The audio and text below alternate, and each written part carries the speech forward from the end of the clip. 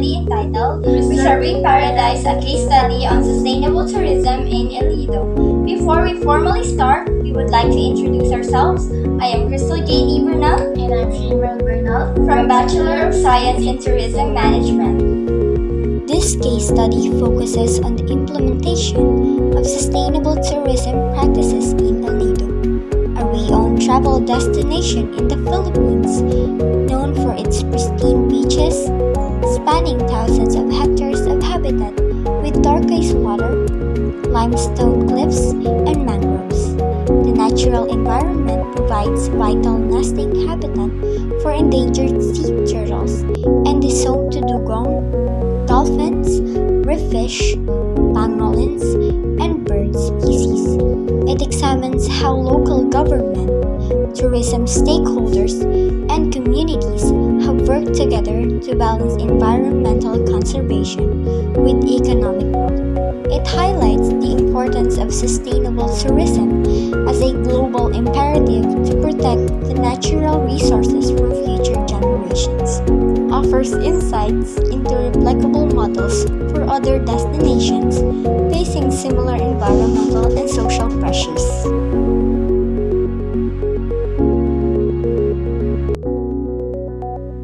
Sustainable tourism aims to minimize environmental, societal, and economic harm while ensuring long-term benefits. In fragile ecosystems like coastal destinations, it is essential for preserving biodiversity, cultural heritage, and economic viability.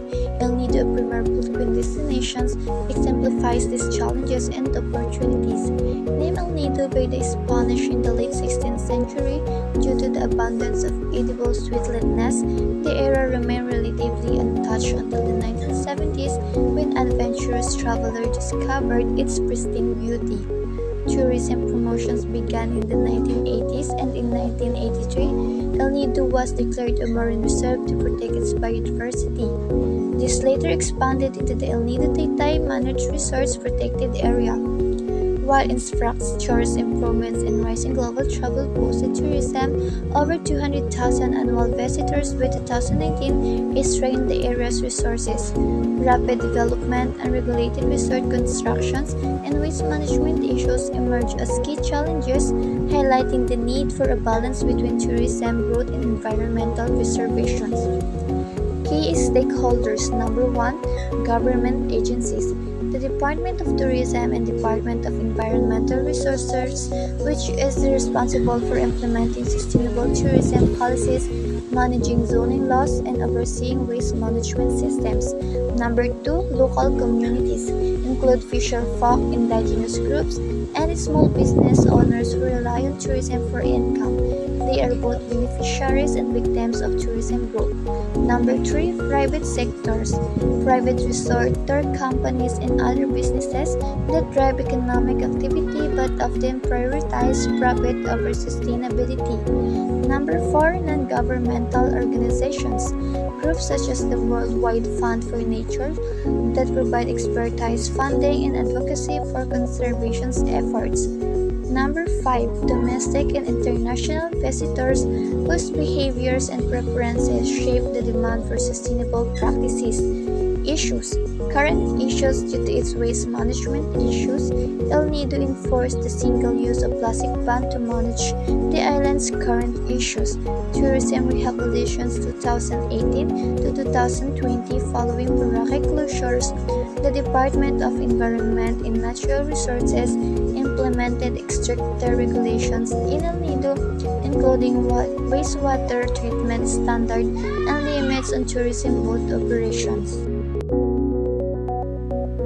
Using Butler's Tourism Area Life Cycle, or TALC, El Nido is transitioning from the development phase where tourism infrastructure grew rapidly to the consolidation phase, with sustainable practices aimed at mitigating negative impacts.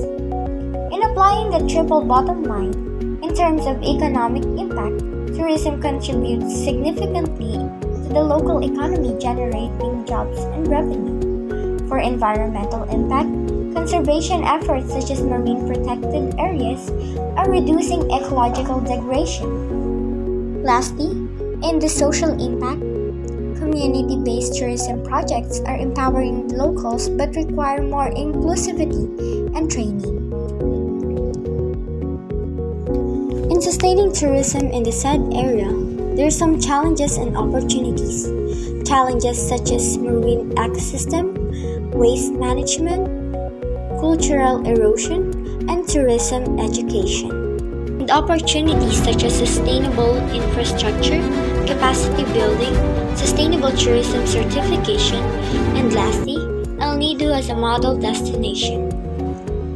Challenges such as in marine ecosystems, which the coral reefs, mangroves, and marine species faces threats from unregulated tourism activities, including boat operations, anchoring, and snorkeling. In waste management, the island's rapid tourism growth outpaced the capacity to handle waste, leading pollution in beaches, waters, and communities. In terms of cultural erosion, the rapid influx of visitors risks diluting traditional practices and cultural heritage. Last in the challenges is the tourist education. Visitors are often unaware of or non-compliant with sustainable practices, which leads to environmental pressures. While in the opportunities, sustainable infrastructures, the investments in eco-friendly accommodation, wastewater treatment, and renewable energy can minimize environmental footprints. In the capacity building, training programs for local in hospitality, conservation, and sustainable practices can enhance their participation and benefits from tourism. Expand marine protected area, increase the coverage and strengthen enforcement within the El Nido Taytay managed resource protected area, introduce penalties for violations like illegal fishings, anchoring on coral reefs, and pollutions, enhance waste management systems, establish proper waste segregations, composting and recycling facilities, incentivize businesses to adopt zero waste practices, conduct public awareness campaigns on waste reductions for local and tourists, capacity building programs, train locals in hospitality, sustainable tourism practices, and environmental conservation, educate indigenous groups on their legal rights to ensure fair participations and benefit sharing, tourist behavior management, introduce mandatory environmental briefings for tourists upon arrival, and implement a user fee system where revenue is allocated to conservation and community projects. Collaborative conservation initiatives, develop joint programs between government, NGOs, and private businesses to finance and implement marine and wildlife protection measures. In conclusion, El Nido exemplifies how sustainable tourism can balance economic growth with environmental and social well-being. Its practices offers valuable lessons for other destinations facing similar challenges, reinforcing the importance of collaboration among stakeholders to achieve long-term success in the tourism and hospitality industry. Once again, on behalf of Bachelor of Science in Tourism Management, that is all. Salamat, ingat po!